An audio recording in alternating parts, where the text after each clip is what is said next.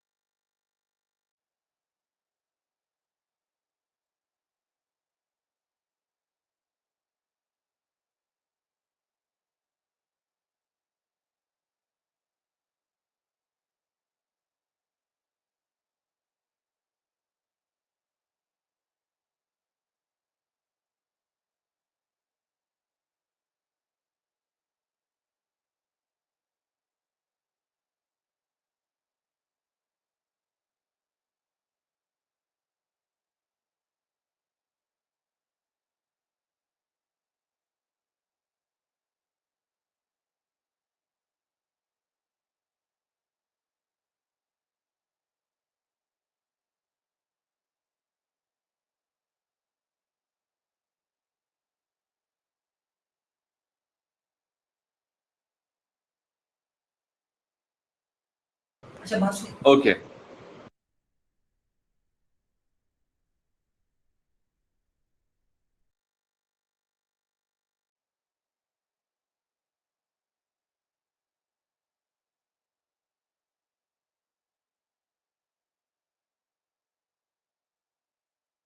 Okay. So then the symbol that we use for gravitational field strength और क्या काम है जल्दी बताओ बस चलो फिर जाओ कोयले कोयले मैं कहाँ से लेके आऊँ ये मुझे बताओ कोयले मुझे तुम्हें मुझे एक बात बताओ ये जो क्या नाम है इसका फिरदौस मार्केट यहाँ से कोयले मिल जाएंगे कुछ मिलेंगे यहाँ से भाई घर के साथ नहीं है पास ही है लेकिन वहाँ पे कोयले नहीं होते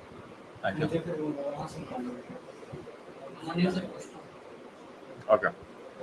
So the SI units for this are newtons per kilograms or meters per second square. Okay, so you guys need to remember this. The formula that we generally use for G is force per unit mass like this. So that's something we have already done in O levels. So I don't think so that would cause any trouble, right? Now we're gonna go towards the next important thing, which is basically where it comes from. It comes from the Newton's law of gravitation. That is where it comes from. Okay. Newton's law of gravitation has two parts because this definition will come frequently and it's of 2 marks. So I'm gonna just write it separately so you guys can basically remember. The first mark will be when you say that it states the force of attraction between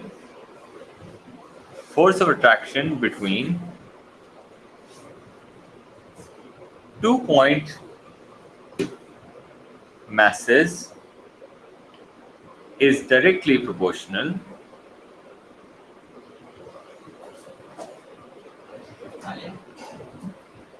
to the product of masses. All right. And the other thing that you guys need to write is and inversely proportional to the square of distances between them, and this distance is always taken from center to center. I also explained it when we did the set light question in the previous chapter. All right, let me know if you have a question here. Now the next. अच्छा अहमद एक काम कर सकते हो बेटा, ये मस्जिद नहीं है, इसी से सीधा जाना, बिल्कुल कोने वाली दुकान है, उससे पूछना कि कोयले हैं आपके पास, उसके पास कभी कभी होते हैं, वो सकता हो देते हैं, या करीब से पूछते चले जाना, ठीक है. Alright, then suppose we have two masses, a big mass, let's call this capital M, and then we have a small mass, let's call this small m. So the distance between the centers of these, okay, that's clearly not the center, so I just need to draw here. So let me just move it a bit this side. Okay, so then the distance between their centers, like this distance, is called R, right? And the force of attraction can be drawn like this.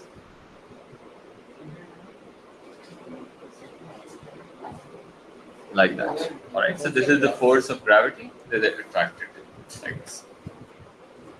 Now, according to the definition, you guys should understand that says this force is proportional to the product of masses, and this force is inversely proportional to the square of distance between their centers. So you guys need to remember this. When you combine this formula, you got to basically put a constant which is called G. So it will be Gmm over R square. And now let's have a look here. This G is called the universal gravitational or gravitation constant. It's given in the exam sheet. The value of this is 6.67 times 10 raised to power minus 11 Newton meter square kg minus 2. You don't need to remember the units or anything, but it's good if you remember the value of it, because you want to use it to and fro. You don't want to go back and forth in the paper. You can also basically, if you want to know how this constant came up, so you have to basically read yourself about Cavendish experiment. So this guy actually found this constant, and this constant applies throughout the universe. So you guys need to remember this as well. Anyway, now looking at this law has certain assumptions that it is based on. Now those assumptions include, I'm just going to write those, and these assumptions need to be remembered because a lot of derivations are basically based on that assumptions. The first assumption is that for all points, write there in a different color. For all points, the density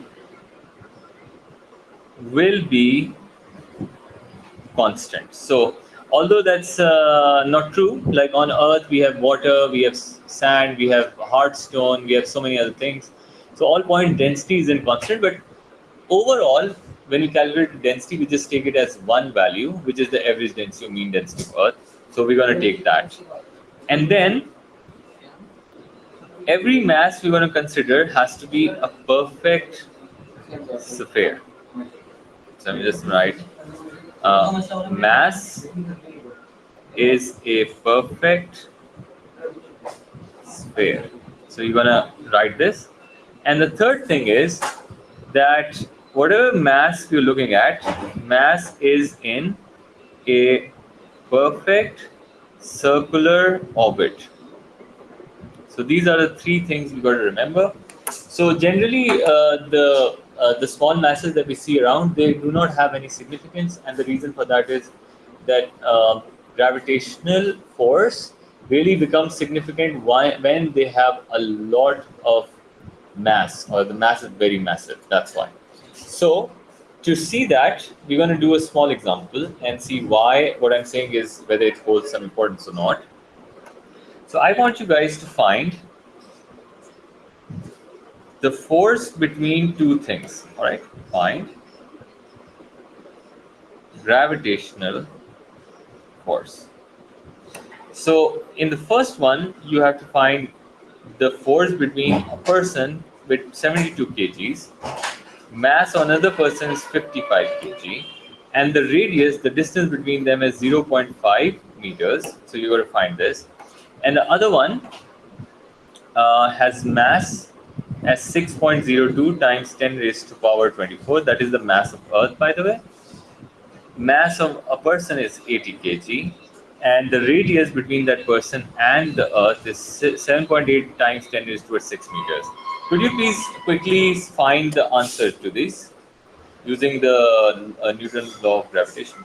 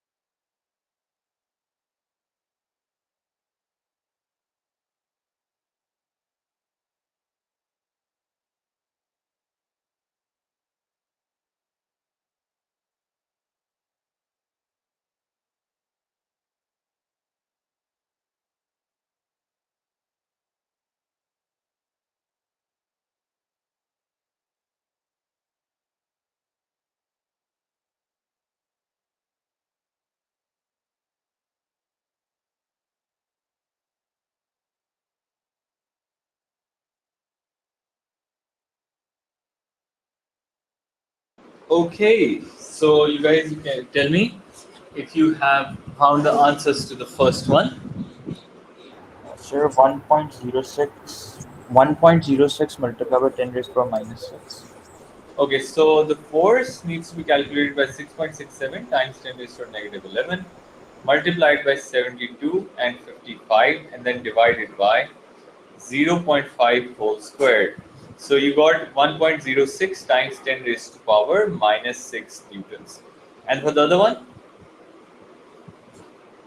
530 Newton. 530. So 6.67 times 10 raised to negative 11. The first mass is 6.02 times 10 raised to 24. ये किसने high लिखा है? Last. Okay, and then 80 divided by 7.8 times 10 raised to 6 and whole square. So this comes out to be 530 newtons. As you can see, there's a significant difference between these two values, and the reason for this is, uh-oh, and the reason for this difference is that you guys need to remember gravitational force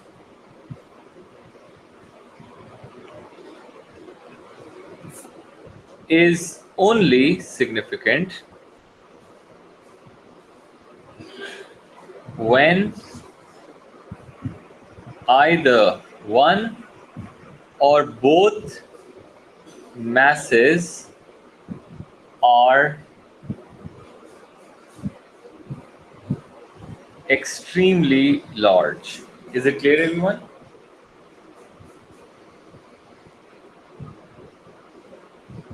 Yes. Okay. All right, please write this comment. This is very important.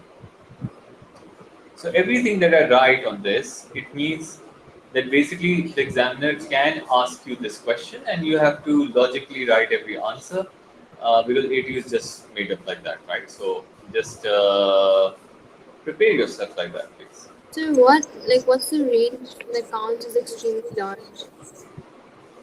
Like in mostly, like a moon has good attraction, not as much, but moon is like 10 raised to power something 17, 18.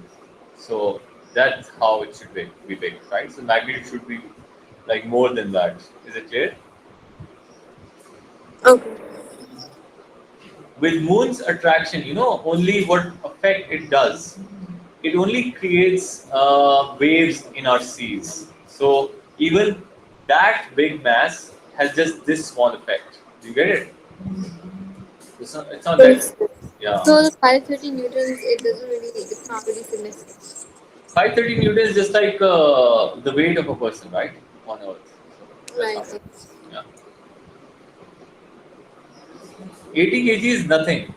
It's basically the mass of Earth that makes a big difference, right? So if you go to some other planet which is much heavier, for example Jupiter or Neptune or whatever, so obviously your weight is going to be much larger. Not because your mass is significant, because it will stay the same. The mass of that planet is huge. Is it clear? Yes, sir. Yeah, and you see, like from the first example, you guys should understand. Like my phone is next to me, or my there's a biryani plate for some reason. So I don't get attracted to it because both masses are very small, right? So we do have some sort of force, but it's so small that I don't even feel it. Do you get it? Yes, sir. Yeah. Okay, so now let's now look at gravitational field strength in a radial field, because in a radial field that is more important, because on surface of Earth it's pretty simple. You just find the mass of a person and divide it by the weight that you find to get it. But the thing is, the gravitational field strength in radial field is given like F equals to gmm over r square is the force. This is the derivation. You guys need to learn this. And g is given by force per unit mass, as we know. Now what I'm going to do is I'm going to make force the subject of this equation.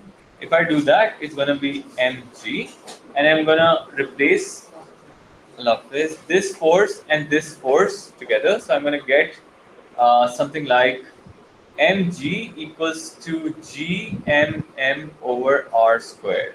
So actually, the small mass really doesn't matter because it just cancels out. So the gravitational field strength of any big mass depends on the formula g, mass of that body, and r squared. R squared is the point at which we're looking at. So this is the formula that you guys need to remember, just like this. Okay. All right. Now, the importance of this formula is that suppose we are looking at a body like this. So this is suppose the radius of the body. So here, let's call this the radius. Radius taken from the center, by the way. And then we're going on a straight line like that. Let me write here. This is the radius of that body. So at 2r or maybe 3r, it means 3 times the radius away from that, 4 times, 5 times, and so on, right? Till we can reach some point where radius is equal to infinity. So we're going towards the infinity, right? Infinitely large. So now the distance here, obviously at each point, we will have a radial field like this.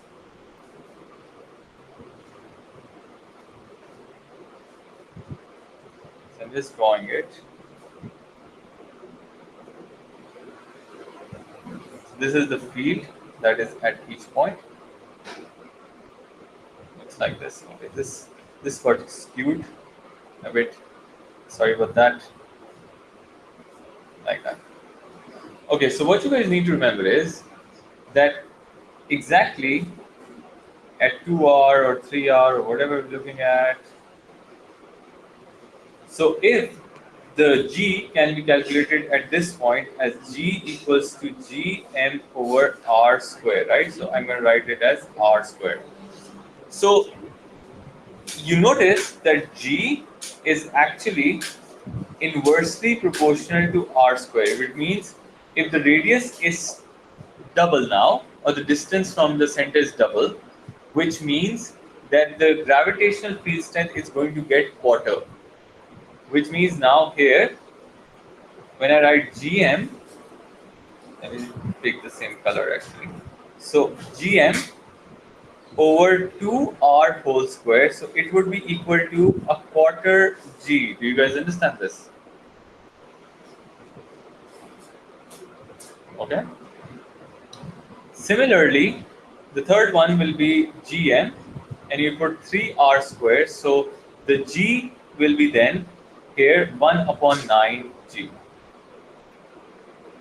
Is it clear? At 4, it's going to be 1 upon 16 G. At 5, it is going to be 1 upon 25 G. So it keeps on decreasing. At infinity, whenever you put infinity in the denominator, so at infinity, G is going to go 0. Is it clear, everyone? Yes. Let's call this point A, B, C, D.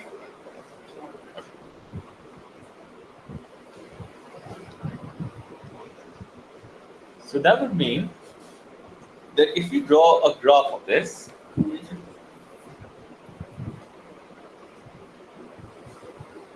so the graph can be drawn like this, and then suppose this is the body we're looking at.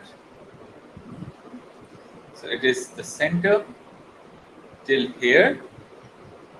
We have R, and then let's take it as, okay, let's take this as 2R, 3R, 4R, and so on. Let me just make it a bit smaller.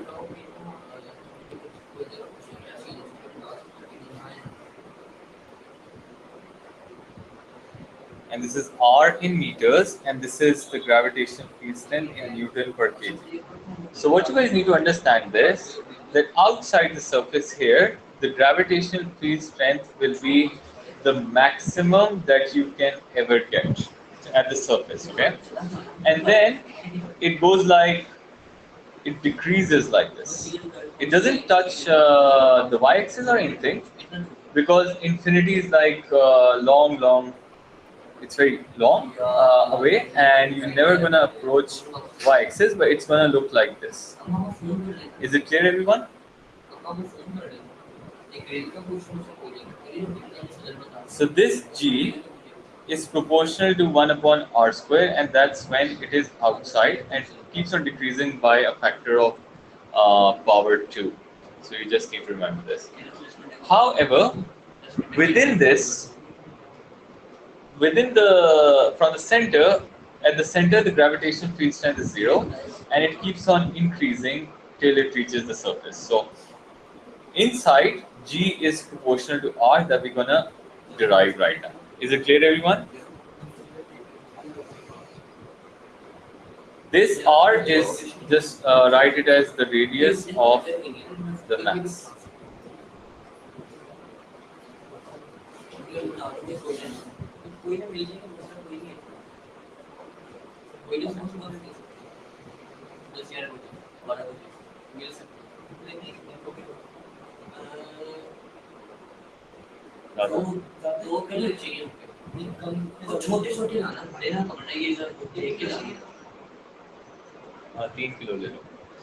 Okay.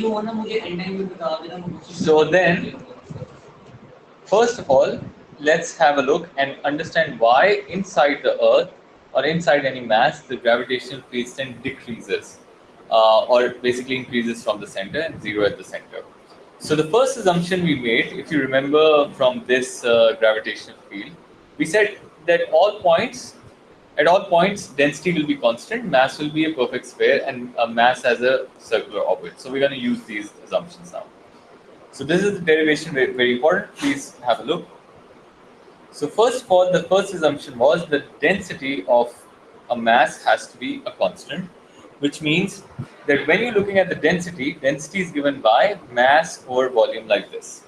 I'm gonna basically make mass the subject, and if I do that, then it's going to be density times volume. Is it clear, everyone?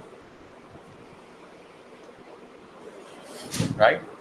Then in the second step, I'm going to use the assumption that the object is a perfect sphere. So we're going to apply the formula for the volume sphere.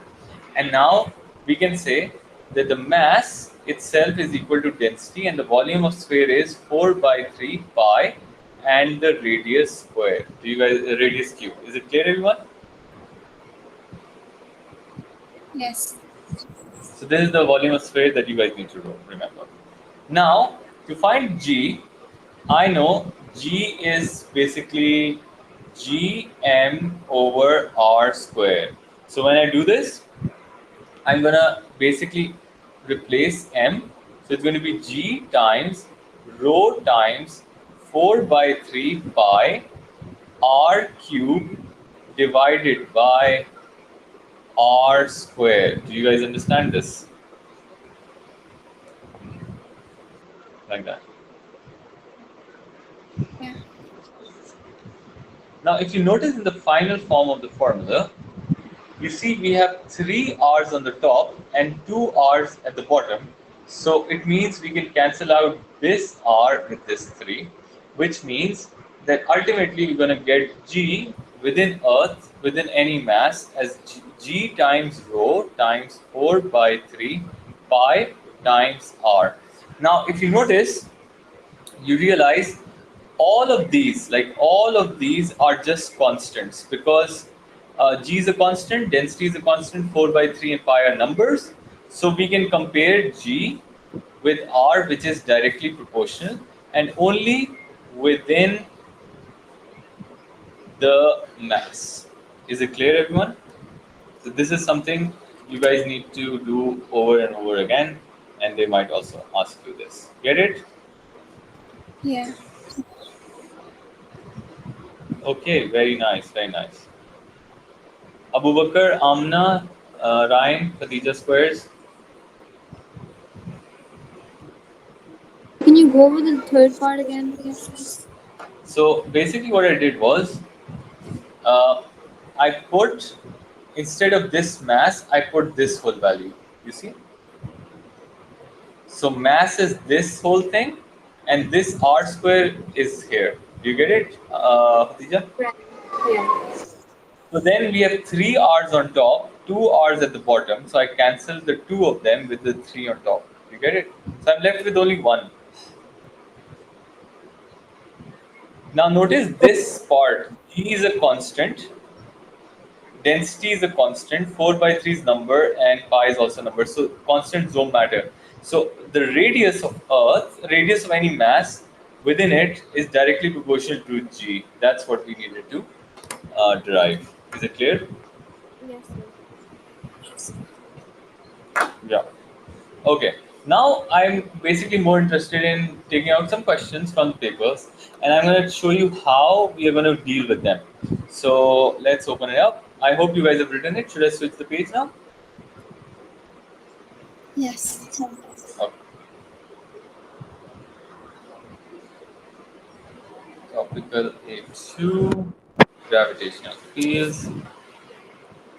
There will be a lot of derivations, a lot of derivations. You just need to be a bit more.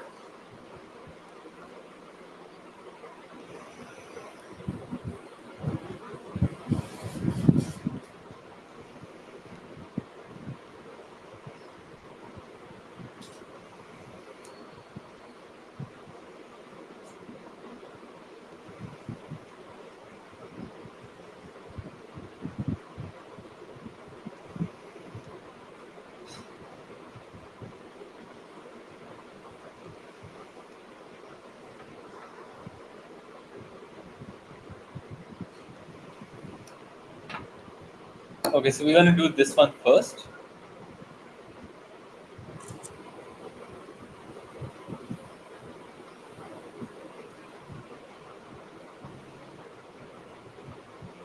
Okay.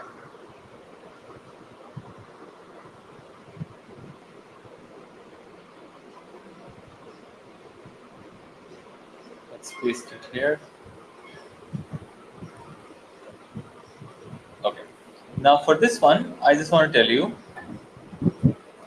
that it says define gravitational field strength for just one mark. If it's one mark, I'm just going to write force of attraction per unit mass. Is it clear? Then for the next one, I'm going to say, by considering gravitational field strength the surface of Earth, show that the mass of Earth is this. So gravitational field strength on the surface of Earth is taken by 9.81 meters per second square. You already know this. The formula for gravitational field strength is gm over r square. Whereas the radius they've given is 6.38 times 10 raised to 3 kilometers. I'm going to change it into meters because everything else is in SI units. So this is going to be 10 raised to 6 meters. Now, when you apply the formula, you're going to write 9.81 equals to 6.67 times 10 raised to minus 11. The mass of Earth is m and the radius of Earth would be this. So then, just use your calculator. Some questions in A2 are super easy. So just you just need to know the formula and the what constants you're going to put in. So 9.81, I put it like this: 9.81 times 6.38 times 10 raised to power 6 whole squared, and then divided by 6.67 times 10 raised to power negative 11. So I'm getting exactly 5.99 times 10 raised to 24 kilograms. So shown. Is it clear, everyone? Yes. Okay.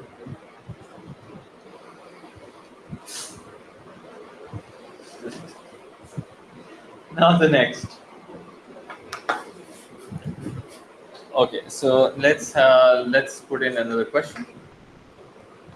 Okay.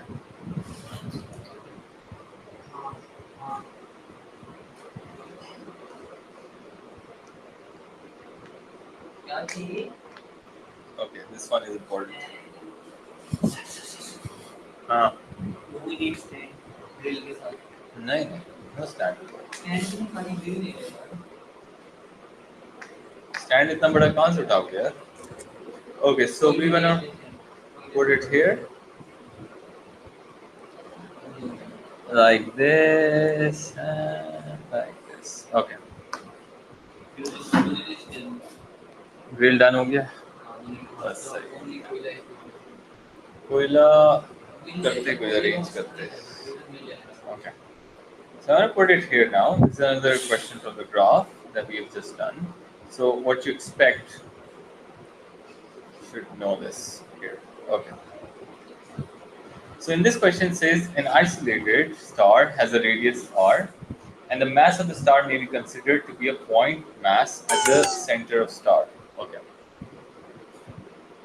All right. I need to put it on charge now. Second, please. Okay. So the gravitational field strength at the surface is Gs.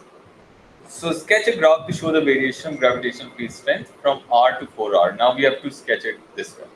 So like I said from the previous one, you guys should understand that the maximum gravitational field strength is when it is at the surface, which is the radius. Do you guys understand this? Which means that this graph should start where R is, should start from here. You guys understand? Get it?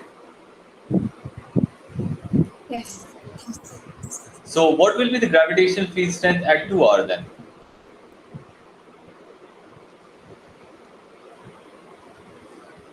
Remember the relationship. What is the relationship? G is 1 upon R square. Yes. So basically it will be a quarter, right? So quarter of 1 is 0.25. So if this is 3, 0.25 will be here, which means it should be right here. Do you guys understand this? Get it? And then what about 3R? 1/9. 1/9. 1/9 is, according to the calculator, what is that? 1.1? I don't know. 0.1. So if this is 1, 0.1, so right here, so we can just move it a bit here. Do you guys understand this?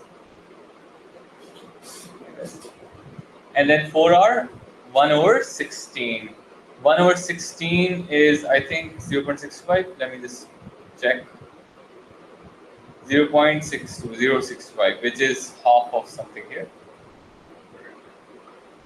Do you guys get it? Now, Yes. all you need to do is you don't need to draw these lines. I just drew for reference. But what you guys need to do is you need to draw a smooth curve over these points.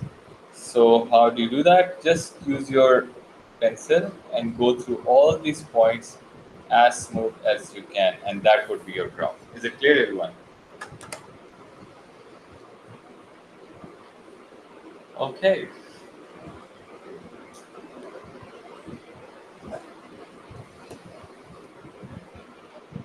Please consider drawing this. It's very important that you guys do not make a mistake in this. All right, let's take out another question.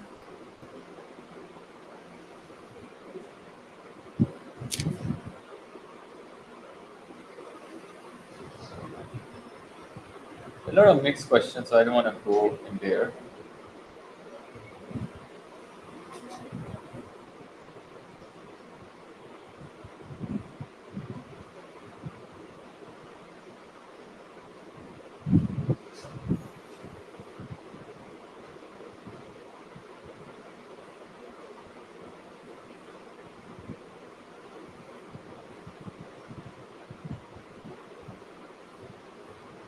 Okay, so this question we're going to do now from here till here. Okay, I think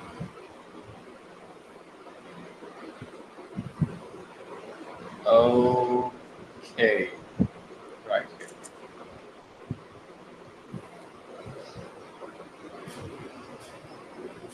That's the last question today.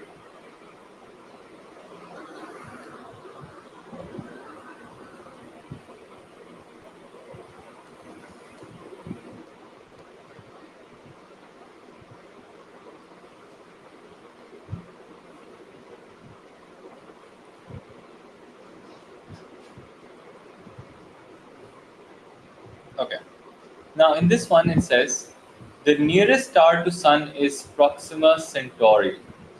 When this star has a mass of 2.5 times 10 raised to 29 and a distance of this kilometers from the Sun. The Sun has a mass of this. Explain why Proxima Centauri must be assumed to be a point mass when viewed from the Sun. Because now, why is something considered a point mass? You're going to say that the gravitational field lines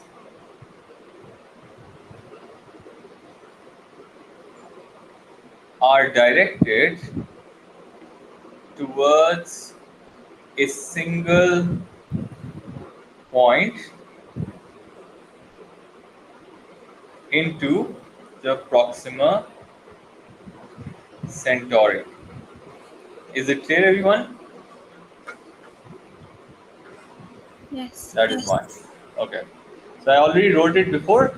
Now this is the reason when you are reading the notes, this is very important because like you see, every single part of the notes has some importance. So do not just ignore things because the teacher wrote it like this. All right. So if it's writing something, it means it's important. Okay. Now.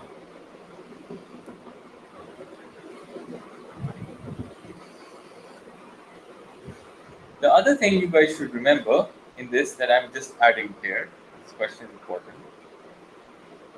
When you compare to the masses of these, so basically you might see that there's a difference of 10, which means you can also say Proxima Centauri is almost 10 times smaller than Sun, right?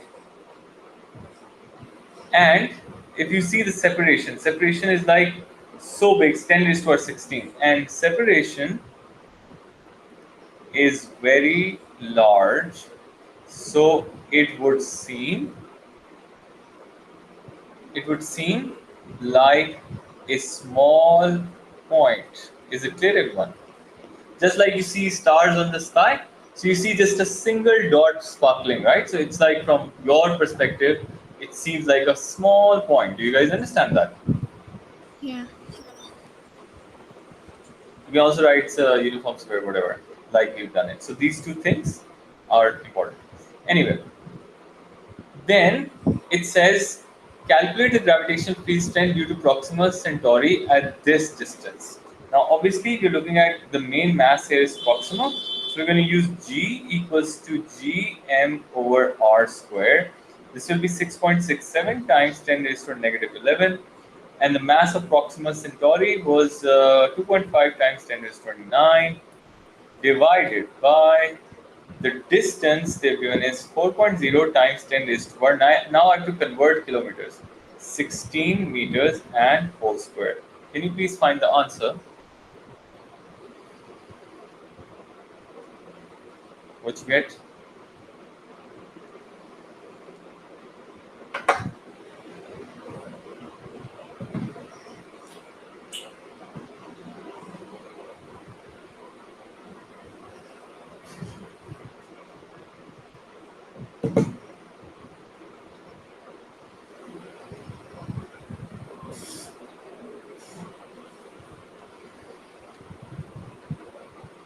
So 1.04 multiplied by 10 raised to power minus 18.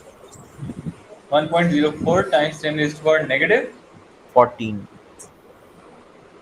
40. So 1 4 14. 1 4. Okay, fine. Now it says the gravitational force for attraction between Sun and Proxima Centauri. Now what you can do is it's pretty simple. There are two ways you can do it. First of all, you can apply F equals to GMM over R squared, where this will be 6.67 times 10 raised to negative 11. The mass of Earth is given by 2.0 times 10 raised to 30. The mass of Proxima is given as 2.5 times 10 raised to power 29, divided by the distance between their centers has to be 4.0 times 10 raised to 16 squared. Can you find this, please?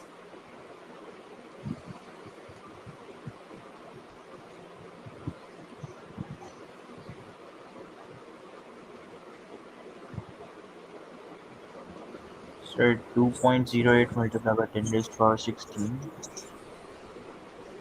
2.08 times 10 raised to power 16. 16. Okay. The other way, which is much easier, if you have the gravitational field strength of Proxima there, so it is force per unit mass, right? So the force can be calculated as the gravitational field strength of Proxima affecting the Sun and the mass of Sun, which is 2.0 times 10 raised to power 30. Can you find the answer with this one? Check if they have the same value. I think it should, right? Plus 2.08 here. Do you guys understand both the methods? Yeah. All right. So last question, I did not copy this. This is very important as well. So let's copy this as well, and then complete this one.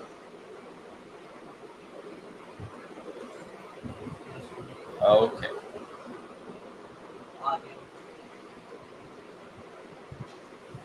I'm going to put it here. This is the third part of the same question.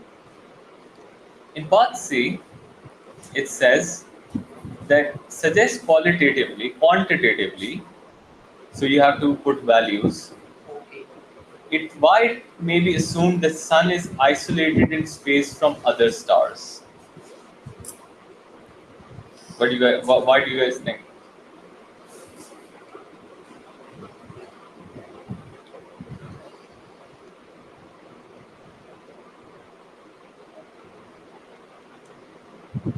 Yes, please.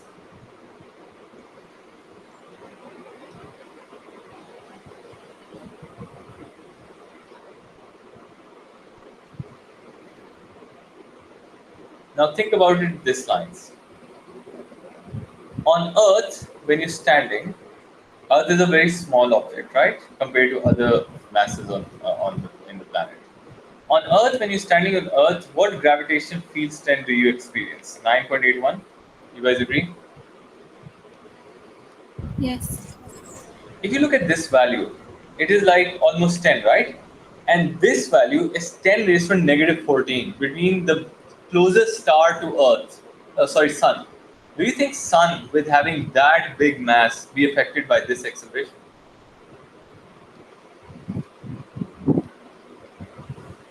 This acceleration is basically 0 point, like 0.13 zeros. 13, 1, 2, 3, 4, 5, It 6, won't 7, affect. 8, 9, 10, 11, 12, 13 zeros. Do you think it would be affected by this mass? No, right? No. Okay. So that means that you guys should understand that actually how we're going to answer this question. We're going to say that Sun is massive. Number one. All right. So for 2 1, Sun is massive. So a force of 2.08 times 10 raised to 16 is very small to create any significant effect on Sun. All right, number one. And number two, the closest star only um, causes an acceleration. Now, because you have to give quantities, acceleration of 1 into 10 raised to power 14 meters per second, which is almost negligible. Do you guys understand? This is why we can consider Sun to be isolated. You get it? Yeah. So, whenever they will give you two words, if they say quantitatively, put, let me change the color so you guys don't forget, put numbers. And if they say, if there's a word, they say qualitatively, so you have to explain in words. Writing formulas won't give you credit. Writing values or formulas have no credit. Is it clear, everyone? Just, just keep that in mind. All right. If you guys have any questions, please let me know.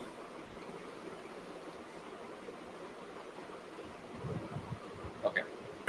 Now, let me see if I gave you some work, which I probably remember I haven't. Let me see.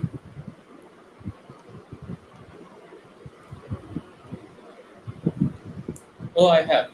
So make sure you complete this work. Khadija has already done it. Very nice, Khadija. Now, on Monday, I'm gonna probably check this. So make sure that you submit your work. All right. So have a nice day then. See you soon. Bye. Sir, Assalamu alaikum, Yeah. sir. Yes, sir. Yes, Ryan.